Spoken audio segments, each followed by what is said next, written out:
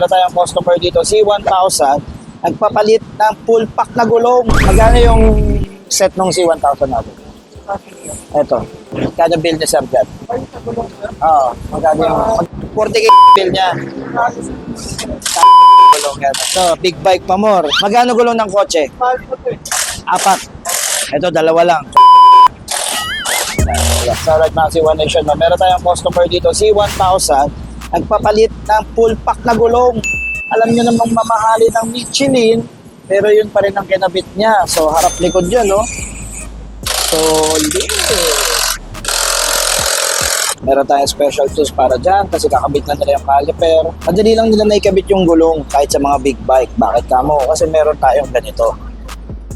Magamit tayo ng tamang gamit para maikabit natin yung mga komplikadong gulong ng big bike na parang napakadali lang. So ito nga pala ang gulong ng Michelin para sa C1000 at ang size na sa likod ay 190/55 by 17 at sa unahan ay 120/70/17 na nagkakahalaga ng magkano yung set ng C1000 natin? Ito. Magkano bill niya, sir, dyan? Oo. Magkano yung gulong? Harap likod?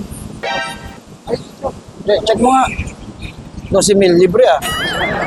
12,000 pala, isang piraso pala. 12,000 isang piraso pala. Ito yung masaklap na sitwasyon sa mga gulong natin. Unang nauupod ang likuran kaysa sa unahan. 2:1 palagi ang labanan eh. Kaya pag naupod yung likod mo, mamutulo ka talaga. Lagi may matitirang unahan. Pero base sa estima ko rito sa gulong na to, mukhang nakadalawang beses, mukhang nakapagpalit na siya ng likod. 2 beses. Kasi yung unahan eh. Halos upod na rin, no? Mahusay gumamit ng gulong ng customer natin.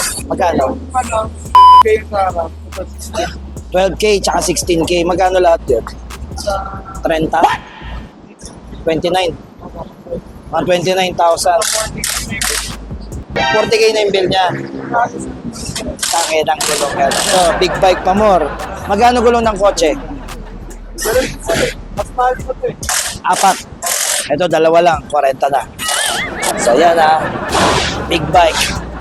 Pero sulit naman yan kasi iba naman yung kasiyahang binibigay.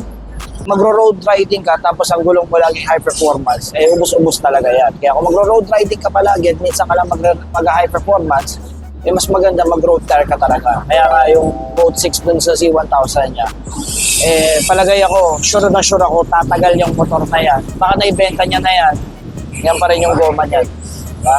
Ito kasi, ilang kilometers na ubos talaga to. So yan ang Michelin para sa C1000 natin.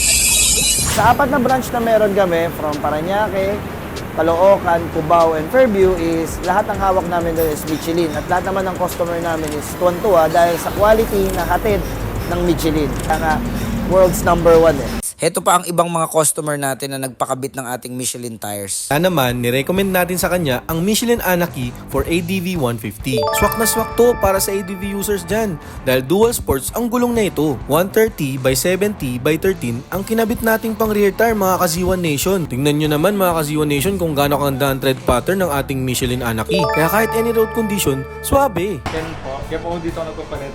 Sa ever since po, na ako. Zero on motopan na. Simula sa pagpalit ng tambucho, tsaka sa dito na po nagpapalit. Ito na yung pinagkakatiwala ko. Ever since po. Kung available ba ang Michelin para sa CB650? Well, ito po yung sagot para sa inyo. Isang 180/55 na Road 6. Yes, ito ang gamit ngayon ni Asian Packboy sa kanya CB650. Nag-full stop ako. Yung bunan ko, naging lawa. Ang good thing lang doon, ito nagligtas sa akin. Bakit? Sobrang kapit, boss. Pag preno ko ng full stop, di ba dapat pag ano yun? Mag-skid. Pag i-skid, dudulas yung likod. Oh, gaganon yun dapat eh. Fishtail, Magbababol dapat. Di ba nag-fishtail? Hindi. Umingit lang yung gulong. Ganon, kakapit yung Michelin. Wala talaga, promise, legit. Yan yung gumamit ng gulong. So, sulit yung gulong ni sir. Yan. Tapos ang ipapalit ni sir, ito yung bago. Dual sport ng Michelin. Si sir, ito ang napili. Siguro mga 1 taon to bago maupod. Kaya ganyan yung trend na yan para dyan siya papasok at hahawiin niya lang. Hahawiin niya lang yung detention.